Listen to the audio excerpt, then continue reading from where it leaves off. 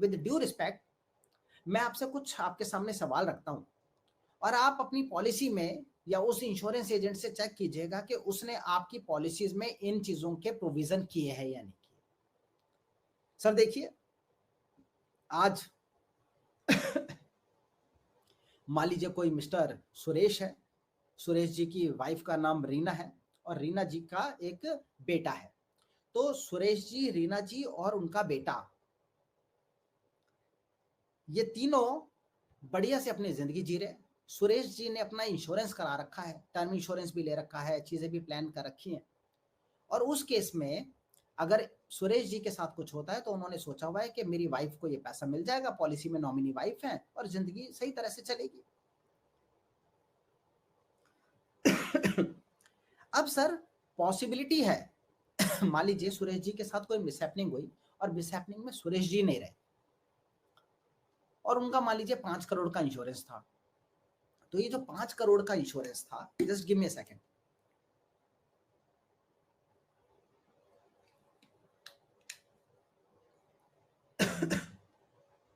जो ये 5 करोड़ का इंश्योरेंस था, ये 5 करोड़ तो इनको मिल गए, रीना जी को।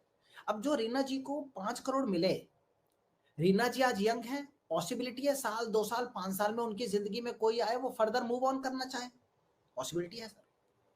उस केस में 5 करोड़ रुपया रीना जी के साथ चला गया। उस केस में उनके बच्चे की फाइनेंशियल प्लानिंग का क्या, क्वेश्चन मार्क नंबर 1। अब इस अब इस व्यक्ति को भी समझ में आता है, ये जो कस्टमर है इसको भी समझ में आता है कि मैं भी यंग हूं, मेरी भी वाइफ है, वो भी यंग है, मेरा भी एक बच्चा है, कल को मेरी पॉलिसी में भी नॉमिनी मेरी वाइफ है, कल को कोई मिसहैपनिंग हुई तो उस केस में, मेरे केस में भी तो ये बात हो सकती है। अब मैं सुरेश जी का नाम लेके, रीना जी का नाम लेके, उनके बच्चे का नाम लेके मैं कहीं ना कहीं ये क्रिएट कर रहा हूं कि ऐसा किसी के भी घर पे हो सकता है। अब ये क्लाइंट सोच रहा है क्या ना सर। दूसरी बात पूछता हूं, सुरेश जी और रीना जी ज्यादातर गाड़ी में साथ होते हैं और अचानक किसी दिन कोई एक्सीडेंट होता है और दोनों नहीं रहते, एक्सीडेंट में दोनों की डेथ हो जाती है। अब पॉलिसी में जो नॉमिनी थी वो रीना जी थी, नॉमिनी के साथ में डेथ हो गई, टाइटल ओपन हो गया, क्यों? क्योंकि बच्चा माइनर है, माइनर के नाम से चेक नहीं बन सकता। उस केस में इनकी फाइनेंशियल प्लानिंग का क्या, क्वेश्चन मार्क नंबर 2। बोले बात तो सही है सर। तीसरी बात बताता हूं, मान लीजिए इनकी मदर कहती है मैं बच्चे की गार्जियन हूं, मैं बच्चे को पालूंगी, आप ये 5 करोड़ रुपया मुझे दे दो। और इंश्योरेंस कंपनी 5 करोड़ रुपया इस मदर को दे देती है।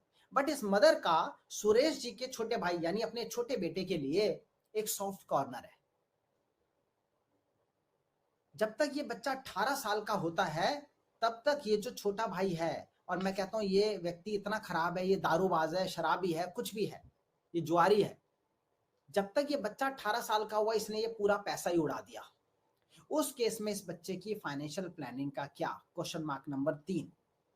अब इस व्यक्ति को भी लगेगा कि यार सही बात है, मेरे पेरेंट्स को भी पैसा मिल गया, तो पैसा मिलने के बाद वो पैसा रियल में मेरे बच्चे के लिए लगेगा या नहीं लगेगा, क्या ना सर। चौथा सवाल पूछता हूं, मान लीजिए ये मदर भी अच्छी है, ये भाई भी अच्छा है और ये बच्चा 18 साल के होने तक, ये बच्चे के 18 साल के होने तक ये उसको पालते हैं, पोसते हैं, बड़ा करते हैं, पढ़ाते हैं अच्छे स्कूल में, और जैसे ही 18 साल का होता है इसके पास आके कहते हैं कि बेटा पकड़ अपने माँ बाप की अमानत, ये अब बोझ हमारे को हमारे सीने पे नहीं रखना, हम तेरे 18 साल के होने का इंतजार कर रहे थे, पकड़ ये 5 करोड़ रुपया। सर मेरा आपसे ही सवाल है, ये 5 करोड़ रुपया 18 साल के बच्चे के हाथ में आएगा तो उसकी जिंदगी आबाद होगी या बर्बाद हो जाएगी?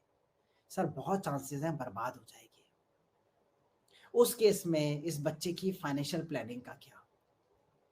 सर ये 3-4 लीगल एस्पेक्ट मैंने आपके साथ डिस्कस किए हैं, ऐसे ढेरों लीगल एस्पेक्ट हैं जो मेरे को पता है, ढेरों चीजें हैं जो मुझे पता है। मैं आपसे सवाल करना शुरू करूंगा तो क्वालिटी ऑडिट से लेकर लीगल एस्पेक्ट तक ढेरों ढेरों चीजें निकलेंगी आपकी पॉलिसी में।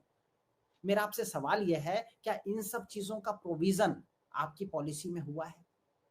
अगर इन सब चीजों का प्रोविजन आपकी पॉलिसी में हुआ है ना, तो सर आप मुझे बताइएगा, मैं आपको 40-50% नहीं, फ्री में आपकी पॉलिसी करके जाऊंगा सर।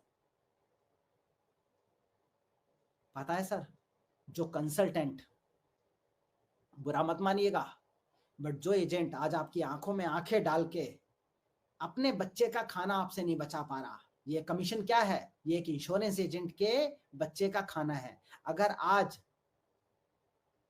आज उस एजेंट में इतना दम नहीं है कि वो आपकी आंखों में आंखें डाल के अपने बच्चे के खाने के लिए लड़ सके, तो कल को भगवान ना करे आपके साथ कोई मिसहैपनिंग हो गई, तो आपके बच्चे के खाने के लिए लड़ पाएगा? सर, जो एथिकल होता है वो हर जगह एथिकल होता है, और जो अनएथिकल होता है वो हर जगह अनएथिकल होता है।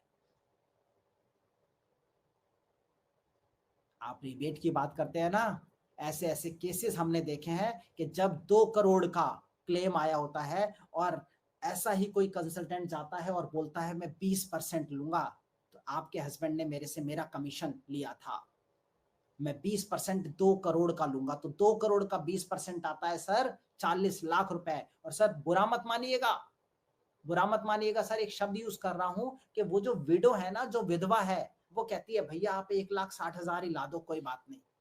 वो 40 लाख रुपए का नुकसान करने को तैयार हो जाती है। पता है क्यों?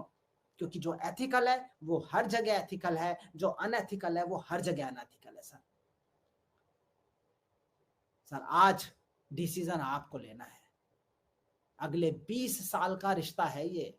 अगले 20 साल आप किसी एथिकल आदमी को अपने घर पे चाहते हो या अनएथिकल आदमी को चाहते हो? आप उस आदमी को चाहते हो जो आपकी आंखों में आंखें डाल के कह रहा है कि सर आज अपने बच्चे का खाना मैं नहीं शेयर करूंगा, बट कल को भगवान ना करे आपके साथ कुछ हो गया तो आपके बच्चे के खाने के लिए इंश्योरेंस कंपनी के गले में हाथ डाल के क्लेम निकाल लूंगा सर, आपके परिवार को आंच नहीं आने दूंगा सर। आपको किससे डील करना है सर? ठीक है।